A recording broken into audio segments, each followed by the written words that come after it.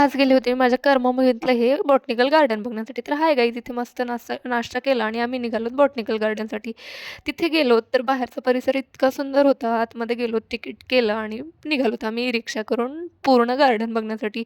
इतके सुंदर सुंदर देखावे होते. कुठे तितली गार्डन होतं जे तितलीच्या आकाराचं होतं, जे आतमधून इतकं सुंदर होतं, जे सगळीकडे हरियालीच हरियाली. मग काय स्वतःचा पण थोडा शौक केला आणि गार्डनचाही शौक म्हणावं लागेल. त्यानंतर गेलोत आम्ही म्युझियमला. बाहेर इतकं क्लीन आणि इतकं सुंदर होतं, की वाटत होतं, की चला तिथेच आपण खेळू, राहू, रमू. मस्त असा मोर, वाघ आणि हे माझ्या कर्मभूमीची सगळी काही हिस्ट्री म्हणजे इतिहास सगळा काही इथेच दाखवला आहे. तुम्ही कुठे वाचला नाही तरी इथल्या म्युझियमला आलात तर आणि तुम्हाला सगळा इतिहास एका क्षणात डोळ्यासमोर उभा राहील.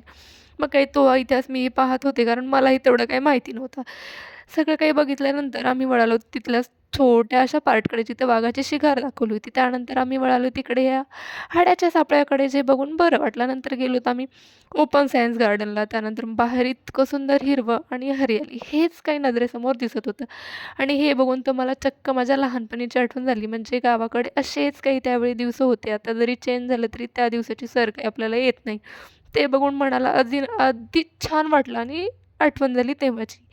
नंतर ही बघितली ही जी पृथ्वी माता म्हटलं चला इतकी सुंदर दिसत होती. म्हटलं स्वतःचे फोटो पण काढू आणि हे होते एक शिप जहाजातलं रेस्टॉरंट. मग काय तिथे थोडेसे दाताडं दाखवून आपले स्वतःचे फोटो काढले म्हणजे छान वाटत होतं. त्यानंतर गेलो होतो आम्ही रोज गार्डनला.